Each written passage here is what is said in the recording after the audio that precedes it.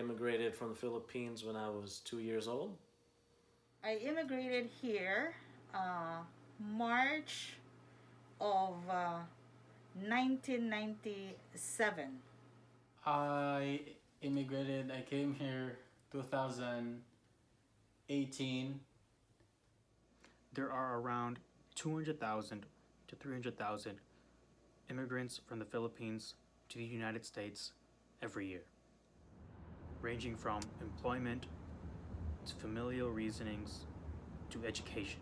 Immigrants sacrifice a lot in order to try for a better life for themselves and for their families.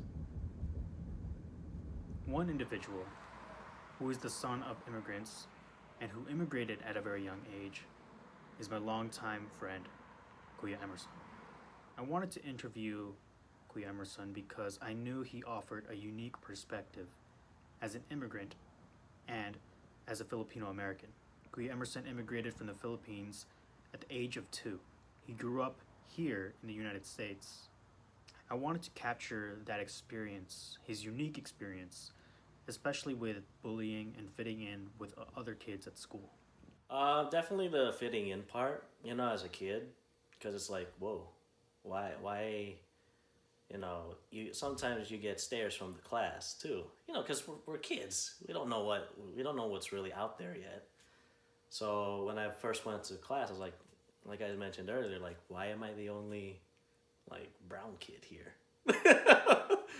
But yeah, so and kids are mean sometimes, because it's either because they just don't know any better, or but being a different color, the tendency is you're gonna get made fun of a bit more just for being different, and like I said, we're just kids. We don't know any better, and kids can be mean. Another reason why I thought Kuya Emerson would provide a unique perspective is because he actually didn't stay here in the United States. He actually moved back to the Philippines for high school and college. He grew up in both countries. And so I asked him about his thoughts about viewing himself differently from second generation immigrants. And this is what he had to say. Now, I don't know if it's just my heritage as a Filipino, but I'm comfortable here in the US, but every time I'm in the Philippines, it feels like really home. Home feels like home. It could just be me, but I sleep better over there, because the time zones are different. Just if anything, that's it. Like, home just feels like home. With that, I wanted to dive deeper into that theme of home. I wanted to dive deeper into that idea of leaving home. So I asked him about his thoughts on our parents' sacrifice. What did he see in his parents and their experiences with immigrating? Okay, I can definitely say that there were times where I think I saw them just being homesick, and that's I'd like to touch upon that. I'm sure our parents, when they first left the Philippines, it was bittersweet. Bitter because, who wants to leave home? That's what they know, that's where they grew up, that's where they know how to have the most fun. But, and then another element to that bitterness is that, unfortunately, the Philippines, it's not a first world country, it's a third world country. So um, trying to making a living there is doable, but to be successful and thrive and grow on that success, it's going to be very difficult. They can survive, but they won't thrive. And that's where the sweet part comes in. The bittersweet is that they know that they're gonna be able to make a better living, for themselves and for their families, and you just gotta do what's best for the family. You just gotta do what is best for the family. Looking back at that interview, I think that line really stood out to me. Familial ties and bonds are super important in the Filipino culture.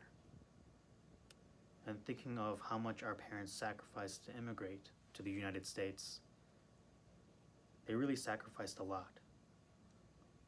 Their roots, friendships, time, resources, and their homes, in order to make sure that us kids would have a future that was better than theirs. This actually led me to my next interview. I wanted to interview my aunt Nana.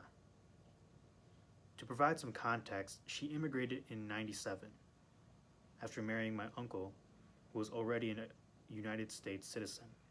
It's a major decision. There's like an ambivalent feeling. Coming here for what? For good life? Can I just stay on my mother country? Yes, I can. We can live. But we were thinking about the future of the children or of my child. It's not really for me alone. It's not really for me and my husband alone, but more so to the future of my child. Because we can see like a good future for a kid to come in here in America. I really wanted to know her experience as an immigrant. My friends and I have had the privilege of being born or being raised slowly and intimately with the culture in the United States. However, she didn't have that experience. She grew up in the Philippines, and immigrating to the United States was a new experience for her. It was a new world for her.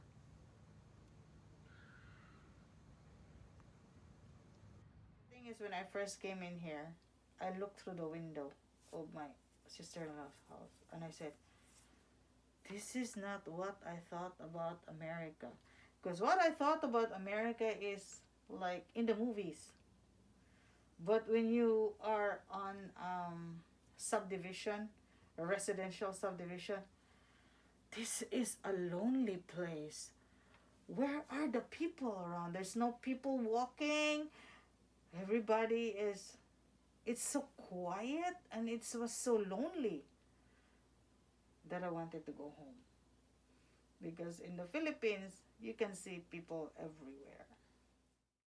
That was an interesting perspective on the differences between two cultures. I never really considered how lonely it can be in the residential areas. Maybe this is a generational or an era difference in addition to the cultural difference. But I never really thought about not seeing anybody outside because I'm so used to connecting with others online. I really wanted to dive deeper into that kind of loneliness she felt. We spoke about how she coped with those feelings through her family and with her relationship with God.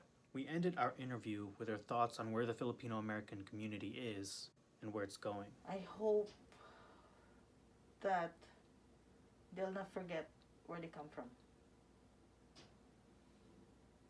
I hope that they look where they come from. Don't forget where you come from. There is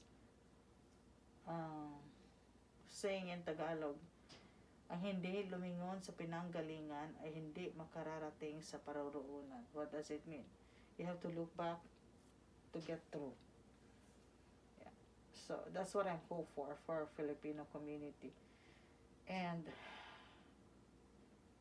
share to the people that's left behind who needs help. Our brothers and sisters who are in the mother country who are struggling, especially because of the COVID right now. Yeah, that's what I hope for the Filipino community here. Don't forget where you come from. You have to look back to get through. Share to the people that are left behind who need help. I thought about these hopes that my aunt had for our people. I wrestled with these thoughts and what my Filipino American identity means for me, connecting with a home that wasn't my home. I was led to my next interview, my cousin Francisco. Francisco had immigrated just 2 years ago, and he was studying to become a nurse. I had a lot of doubts, but I wasn't thinking that way anymore. I was thinking practically. Is that I we were what do you call this? The way I was living wasn't the way I wanted to be, so I want some changes. So even if I didn't want to come, I had to come to have changes on my life, be able to earn more, the opportunity to earn more, and like hearing other people who wants to come here but couldn't come, then that made me think that like I already have the opportunity to come here without even investing any money on it. So I really had to grab that opportunity to come here, even if I didn't want to. In a way, Francisco immigrated by himself, reflecting the immigration paths by my parents, Kuya Emerson's parents, and the path that Nana took. Francisco was someone who was my age that was on this immigration journey.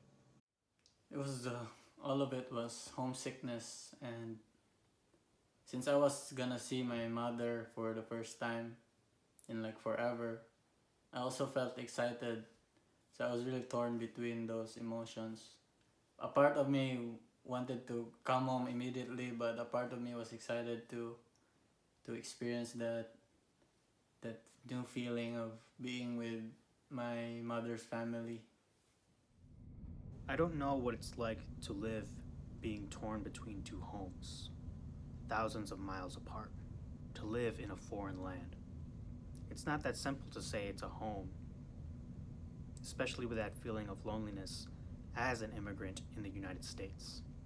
Sometimes I do, yes, as an immigrant. Sometimes I feel like at the end of the day, even how fun it was, so I feel like I'm still by myself, and there's still some emotions I'm trying to deal with that I don't understand. So yeah, sometimes it can be tough, but it's okay. I'm trying to cope up with it. Living with that kind of loneliness is unique to immigrants. To not feel at home while living at home. Living within a place and around people that know who you are, but don't necessarily understand who you are. Francisco and I ended our discussion with his hopes for our community. I'm gonna say they should visit the Philippines more. Maybe.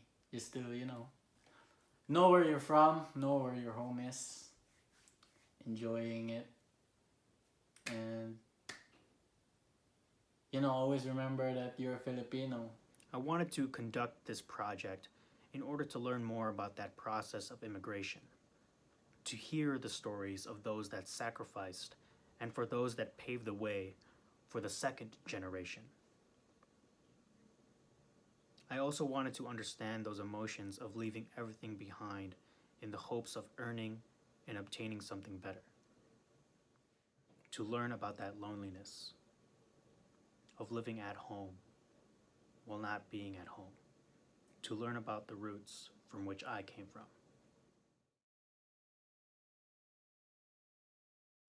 What's good, YouTube? It's your boy, TheJJSerg, coming at you with another video. I just want to give a shout out to Kuya Emerson, Francisco, and Nana for doing these interviews with me, for helping me with my project. Thank you, and I really appreciate your stories. I just want to wish everyone a happy Filipino American Heritage Month, and I hope you enjoyed this video. Make sure you give a like, comment, subscribe, hit that notification bell so you don't miss a video, and don't forget to share this video as well. And this is TheJJSerg signing out. Thanks for watching.